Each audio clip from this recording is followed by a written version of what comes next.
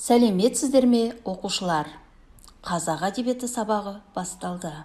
Бірінші бөлім «Туған жерім, аялы алтын бесігім». Сабақтың тақырыбы Аяз би ертегісінің тақырыбы мен идеясы. Сабақтың мақсаты әдеби шығармада көтерілген әлеуметтік қоғамдық мәселені идеясы арқылы түсіндіріңіз. Қымбатты оқушылар, өткен сабақта Аяз би ертегісімен таныстыңыздар. Өткен сабақты пысықтау мақсатында миға шабуыл әдісі арқылы ертегінің мазмұнының қаншалықты түсінгенін анықтау үшін сұрақтарға жауап беріп көрейік. Ертегі сендерге ұнады ма? Иә, ұнады деген ойдамын. Жаман неліктен сауысқанды таңдайды? Сіздің жауабыңыз. Үшінші сұрақ.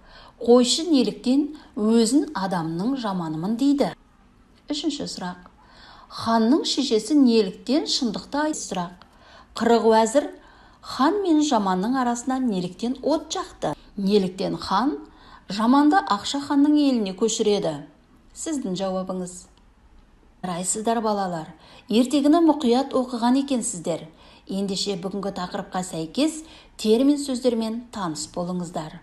Тақырып: жазушы суреттеп отырған өмір құбылысы. Идея: жазушының сол өзі суреттеп отырған өмір құбылысы туралы айтқысы келген ойы, берген бағасы. Бүгінгі сабақтың бірінші тапсырмасы: ертегіде көтерілген әлеуметтік қоғамдық мәселені анықтап, идеясын түсіну. Берілген мәселелерді ертегіден мысалдар жазыңыздар. Бағалау критерийі: шығармада көтерілген әлеуметтік қоғамдық мәселені идеясы арқылы анықтаңыз. Дескриптор: ертегіден мәселені идея арқылы анықтаңыз. Үзінділермен дәлелдеңіз. Тапсырма орындауға 1 минут уақыт беріледі.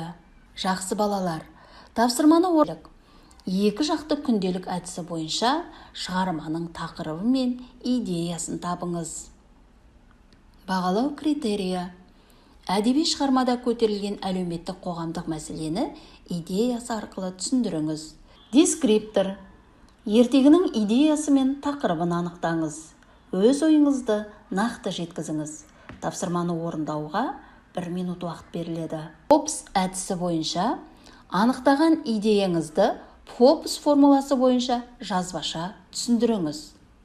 Бағалау критерийі: әдеби шығармада көтерілген әлеуметтік қоғамдық мәселені идеясы арқылы түсіндіріңіз. Дескриптор: шығарманың идеясын анықтаңыз, идеяға қатысты өзіндік тұжырым жасаңыз. Тапсырма орындауға 1 минут уақыт беріледі.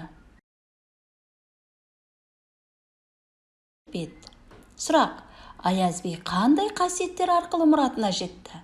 Соңғы сөз: халыққа тән даналық, батылдық, әділдік сияқты жақсы қасиеттер арқылы жетті. Бүгінгі сабағымыз аяқталды. Сау болыңыздар.